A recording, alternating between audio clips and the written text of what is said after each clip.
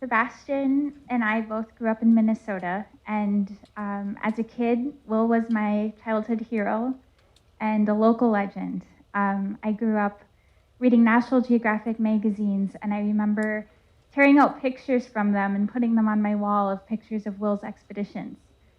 So years later, I started working with National Geographic expeditions myself and had a chance to meet Will around that time when he was giving a talk. And we met and became fast friends. And Will's been very gracious to let us help share his story over the years. So Sebastian, as the producer, what does that mean? Well, I was right there with Tasha the whole way along.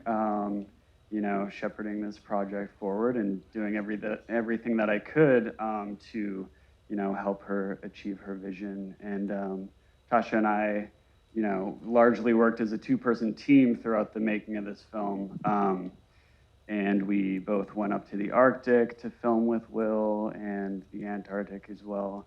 And then it wasn't until later during post-production that we brought on a more robust team without whom we wouldn't have been able to finish this film. So we had our fantastic editor, Don Bernier, and our other two producers, Lisa Remington and Amanda Spain, to help us bring the film to the finish line. We're going to get to Will in a sec, but so talk about the footage. Like, what is this? Where it's a combination of footage that other people shot, obviously, and footage that you shot. Can you sort of talk about that? Yeah, so after getting to know Will, we spent a lot of time in the research and development phase. We knew we wanted to share Will's story, but after a lot of preliminary interviews and talking with Will, it became really apparent that the Trans-Antarctica expedition was still such a present story. And especially when we started telling it, it felt like in so many ways history repeating itself. So the archive was really important to us to be able to share that in the film. And there was an incredible French film crew that came in at checkpoints along the way to document the journey, because as Will shares in the film, it was so important to them to be able to help get this story out on a global scale. And that footage had really only been used in a French broadcast and in pieces here and there. So we had access to around 35 hours of raw footage that the team was really gracious to share with us for this film. And it was incredibly shot. But in addition to that, you'll hear Will's audio journals throughout the film.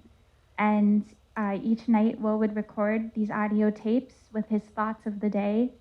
And so we had just an incredible time getting to listen to those and help use that audio so that when we're in the past, the audio we hear is entirely in the past, and in the present, it's all comprised of present day interviews. Will, thank you so much for being here. It's my understanding you just got back from an expedition, right? You were just in the Arctic? I'm still active every year. I do solos up in the higher Arctic. I travel on rivers when they break up, which is just be in the moment for that, and keeps me on my toes and gives me a chance to get back into the Arctic. But I've been doing expeditions all my life ever since I was 15, so it's kind of second nature to me. So, expeditions, what does that actually mean, and how does one do those? Well, you do it by getting your boots on and going, which separates most people. And because if you want to do something, you can do it, and that's, I think, that's a challenge, and for a lot of people, But I always took on.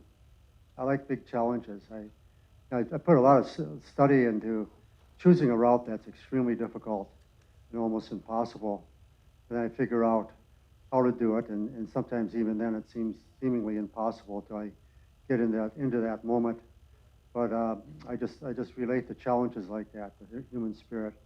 I led international teams for about 30 years. That was a incredible experience of my lifetime, working with different countries and governments and that around expeditions. I did my shares of solo. I'm not a loner. I mean, I spent 6 months of my life in the public fundraising and presenting, and so I've had a really rich life. But centerpiece of that not only the expeditions, but the expeditions brought me into the field to see areas that very few people, if any, have ever seen it. And I studied weather all my life. I wanted to be a climatologist. When I was a child, I started keeping records of weather when I was 8 years old, but I couldn't do the math. So I settled for geology and climatology instead. But and I studied astronomy, navigation, and that all gave me a really good background that I needed in terms of education. But my life has been much more than expeditions. The expeditions have been a way for me to have a vehicle where people will follow these adventures like Antarctica. We have the whole world watching, and in particular, we needed the world leaders because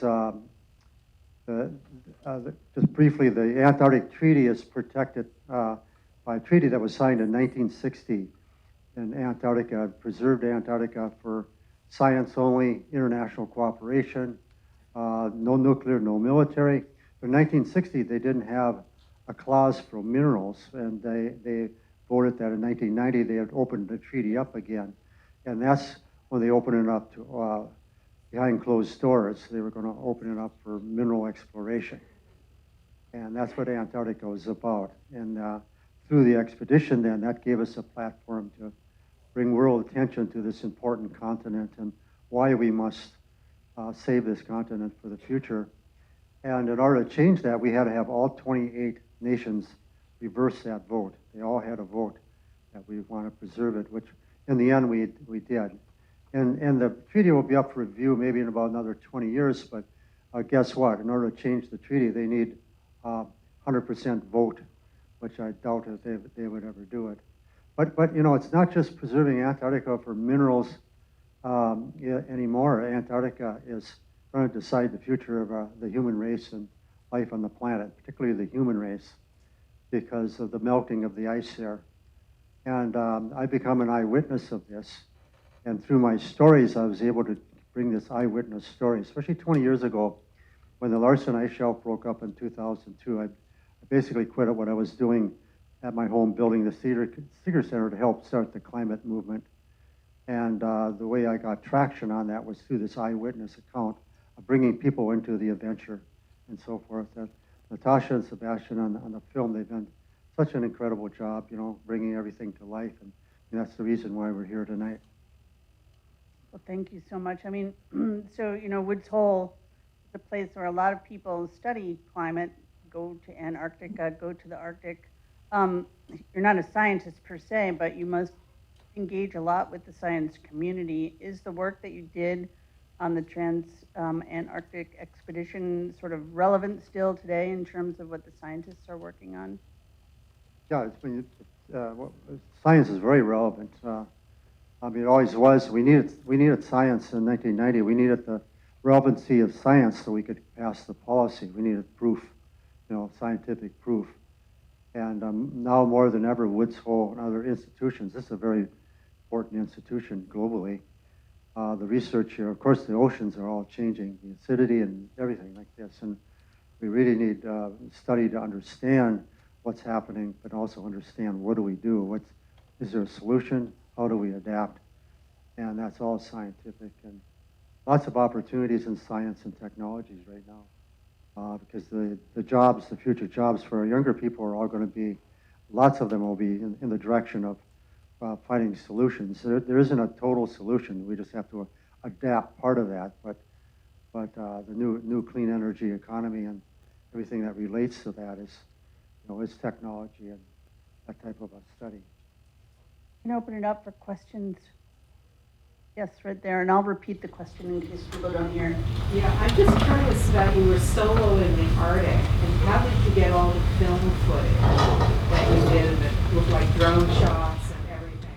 The question Yeah. is about how did they get the footage of being solo in the Arctic? So that's a great question. So Sebastian and I actually only came in at the beginning of the first part and then at the very end. So Will had his solo expedition without us there. But as you see, there are some scenes where we have footage from Will's camera as well. But the drone aerial cinematography and much of that was taken at the first half and the second half.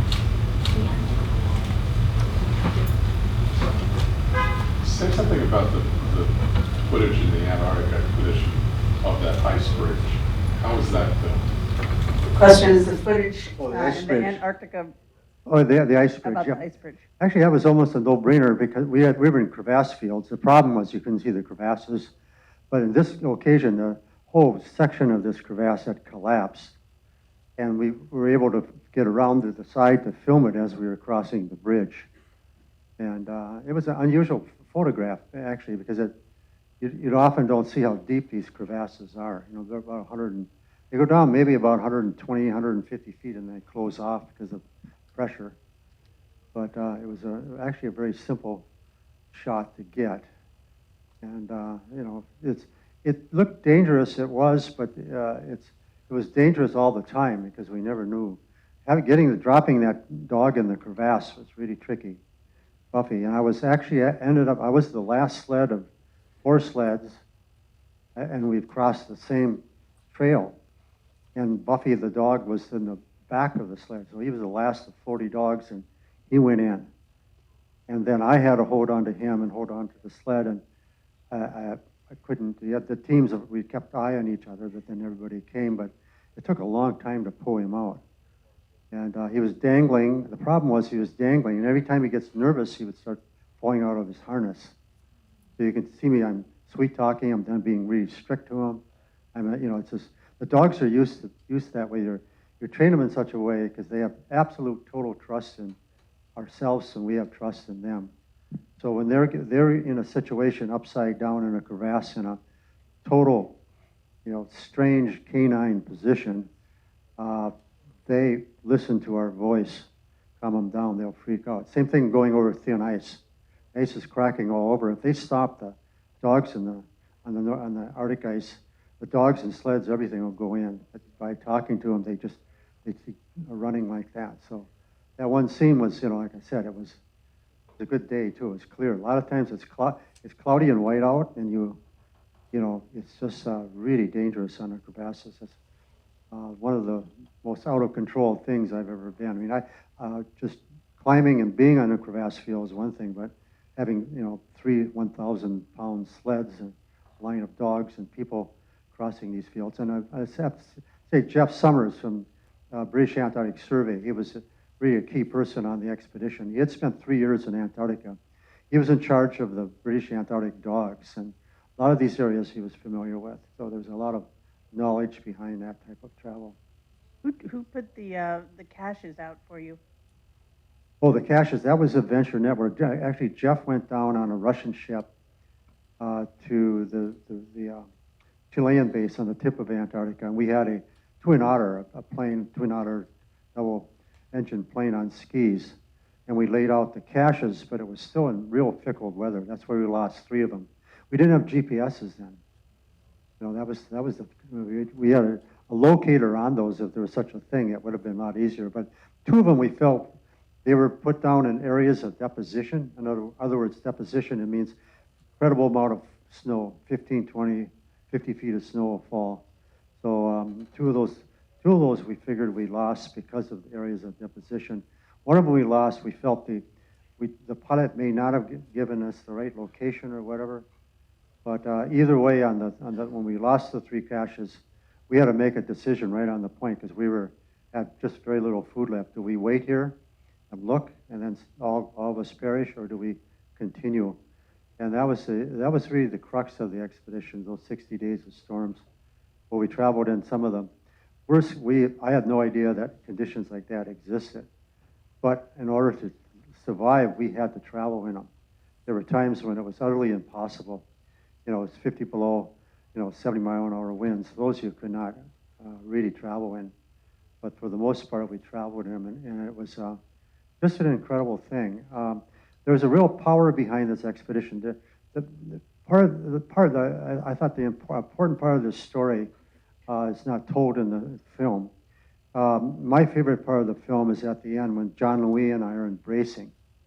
But that embrace started 3.5 years prior to that, in 1986. I was leading an unsupported team of 8 people, 50 dogs to the North Pole. John Louis was traveling solo, trying to be the first solo person. and we literally ran into each other 200 miles out on the Arctic Ocean, half the way to the North Pole. Him and I met. I mean, it's the size of the United States. We're the only other occupants out there.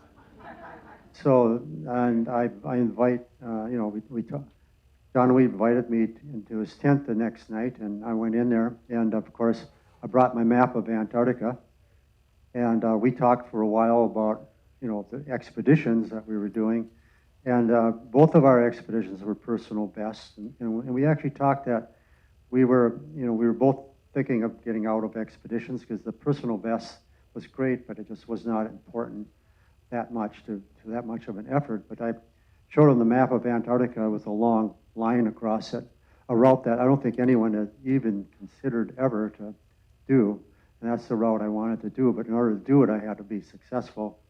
And so we laid out that whole plan for Trans-Antarctica in his tent, because we talked about the need personal best, and we knew about the treaty, because the treaty was done behind closed doors in '86, and it just had happened before our expeditions, and no one else really, very few people knew about it. So we laid it out. We said we would cross 89, 90, an international team of 6 countries, 6 of the most influential countries, especially influential in Antarctica, and that we'd draw world attention to it.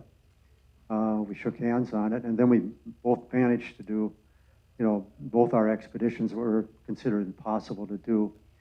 And then 3 months later, I met him in Paris, and, the organization of this team. But all along, we had full support. The Soviet Union was our partner. I mean, the NSF didn't want anything to do with us. They did everything they could to stop us. They didn't, at that time, private expeditions, they didn't want down there. But the Soviets came on board because we needed the Soviet support because they had the logistics the last 2,000 miles in eastern Antarctica. So they came on as our partner, and it was Soviet support. But all along, there was this full cooperation. Never seen anything like it. Everybody worked for very little, or if anything. There was never any squabble or anything. The countries came together.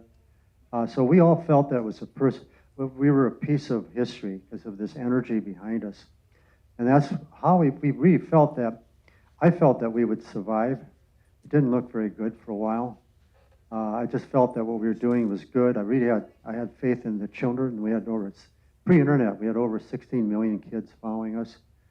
And we survived. And then that expedition, what I really have to thank Natasha Sebastian for, because the Trans-Antarctica went down as an incredible expedition and a good adventure. No one really knew why we did the expedition. I mean, to me, the important thing was the preservation of Antarctica, but you did such a fine job of educating everybody about Antarctica, but the fact that that expedition did that. So my expeditions have always been that type of a platform. So I would have quit about probably 40 years ago, but nothing like great old adventure to share stories with. Question from somebody young. Yeah. There you go. Oh, there you go. Yeah. So, sort of a filmmaking question related to the original expedition. You get a very good feel for the members of the crew because they're being filmed.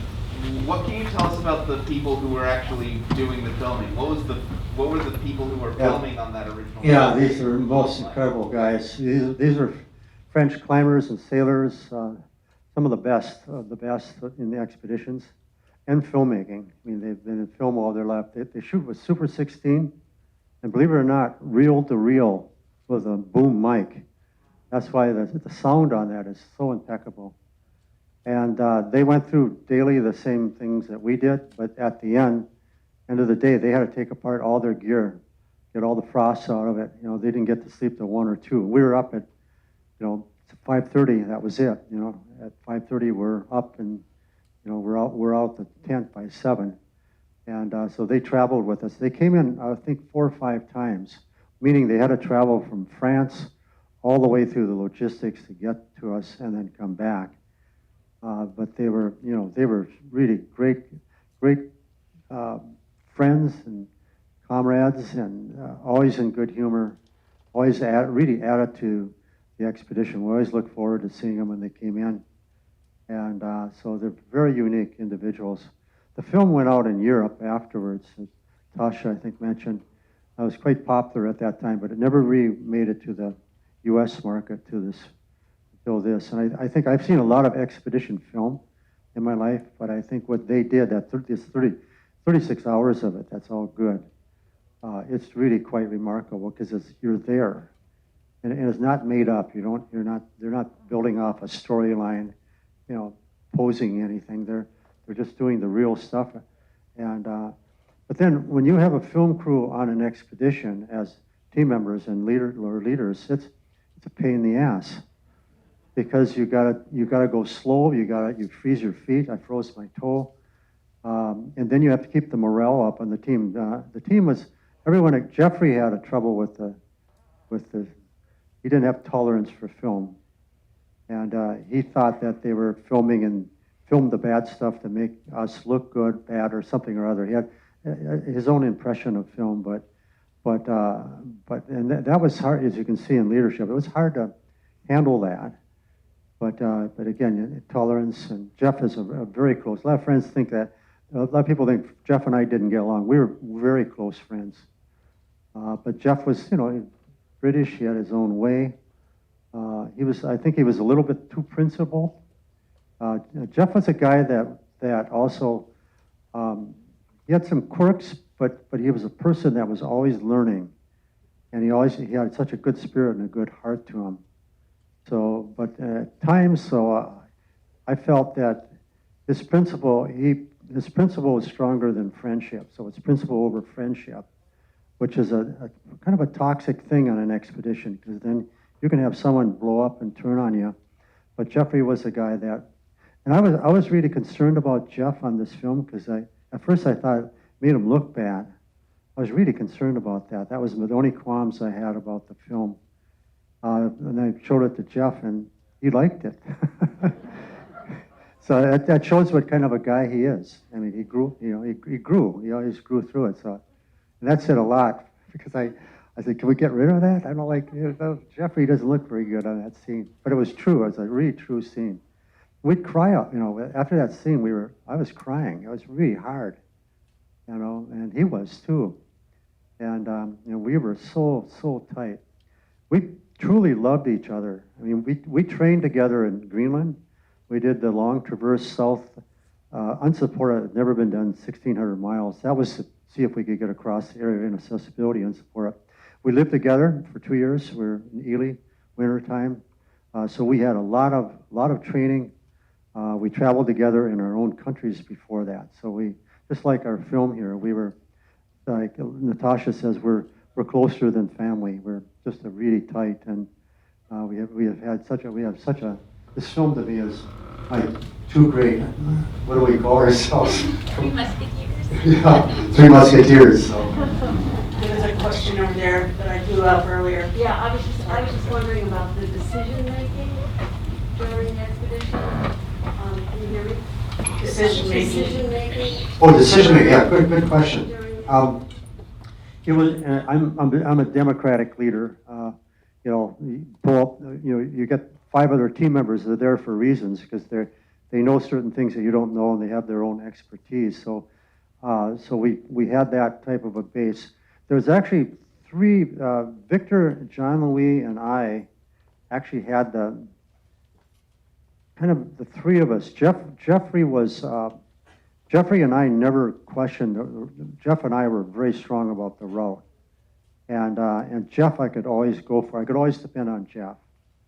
But it was kind of like John Louis is kind of like a spiritual leader. Same with Victor, was really strong, always there.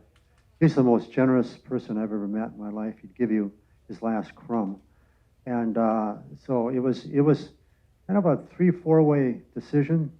The navigation was between John Louis, and the French, and Jeffrey. Jeffrey did the manual expedition, which was sextant. Mainly, you saw the sled wheel. There's a wheel odometer. That's an odometer, so you can tell your distance, and then with the odometer, you can, and your compass, you can see you went at, let's say, 350 degrees for 3 miles, and he went 340 degrees. He would literally map that on a map. You know, it's almost like it being on the ocean. There's no maps. And John Louis had a system called the Argos. It was a French system. It was actually used in NOAA. It was a buoy system that they would send out a beacon. You have a transmitter, and it was a French, Argos was French, and it was picked up by the satellite and then downloaded in Toulouse, France. And then that location would be, at that time we had, what do we have? We had fax.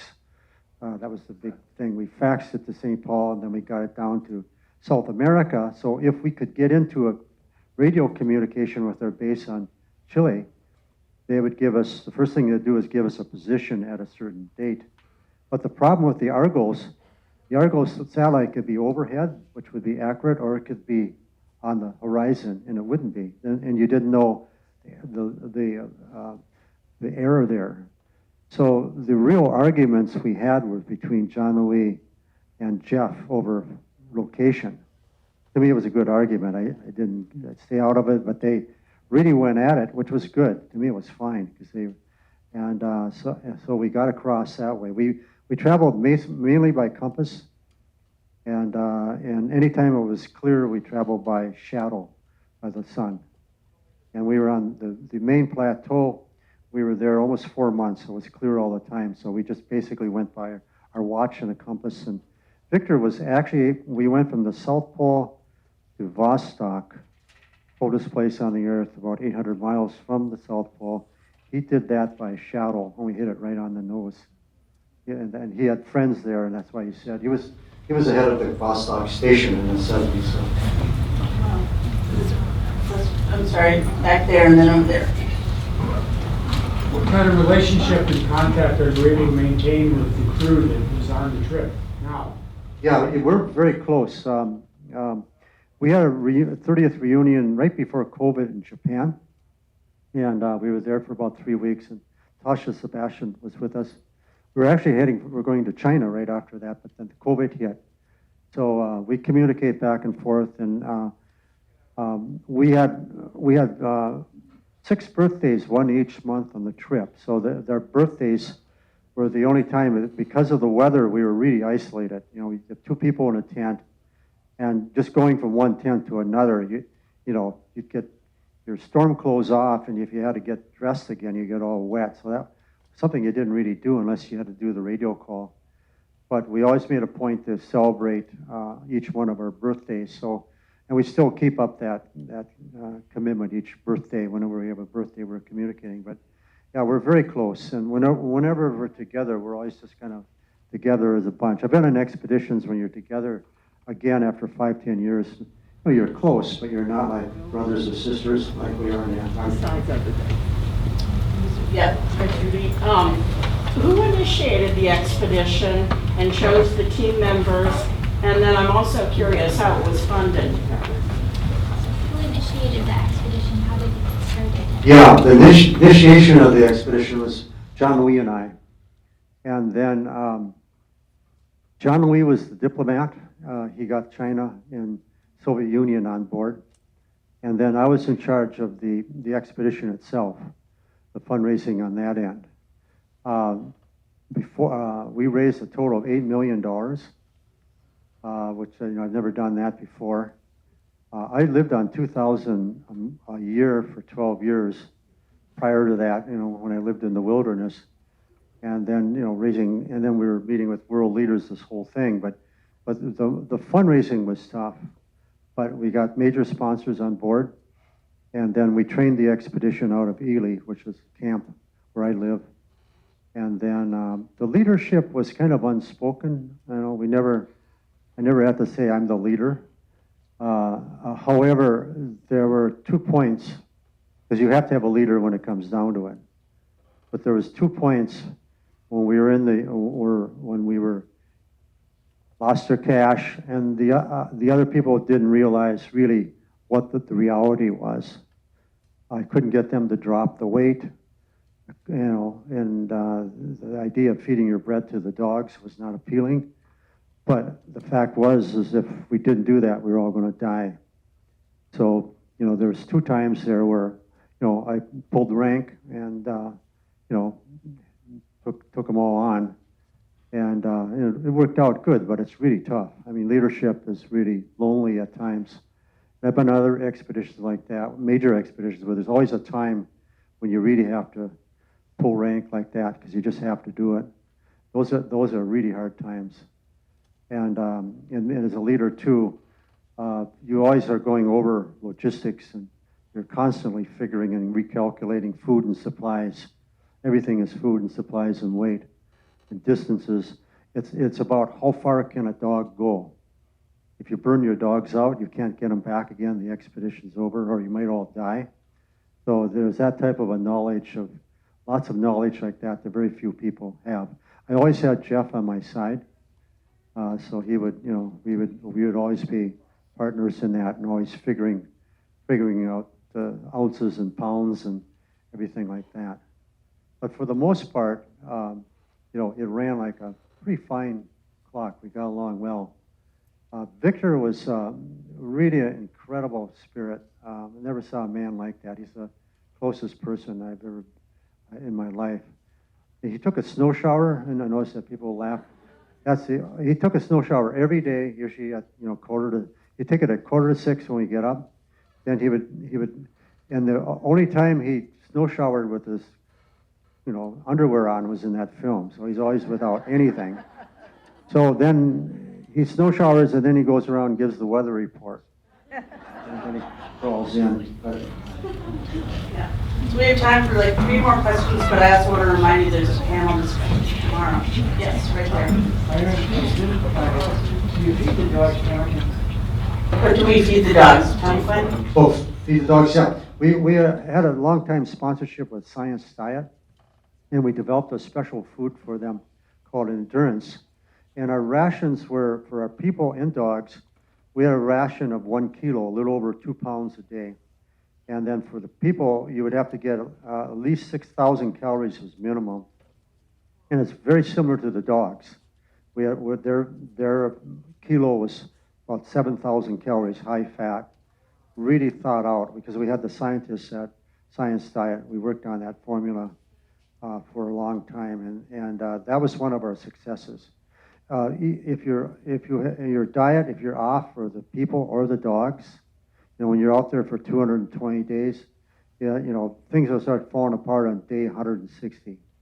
And if you're leading a team and the diet's not good, your job is really tough now. You got to hold that part in addition to everything else. So the diet is really important, but especially for the dogs. They came out on the other end really strong. Their coats, everything. I was really pleased with how that ended with the dogs. For that, but did Gore-Tex create the product for your expedition? No, they actually, Gore-Tex, on their license, you have to have a coating under, to protect it. On our expeditions, they allowed us not to have the coating because it allowed the breathing process a little bit here. Yep. Did you lose any gear on the expedition that was really important? Any gear? Yeah, if you lost it. Yeah, did you lose any gear on the expedition that was important? Did did you lose you any lose any gear gear? that was really important? Here? You think we lost our caches, which was very important. Our gear, no, I would have to say, you know, on a solo, like the solo I came back from 6 weeks ago, everything on your gear is, everything you have is so important. And if you lose it, you know, but you're extremely careful with your equipment. I mean, you're totally aware of it all the time.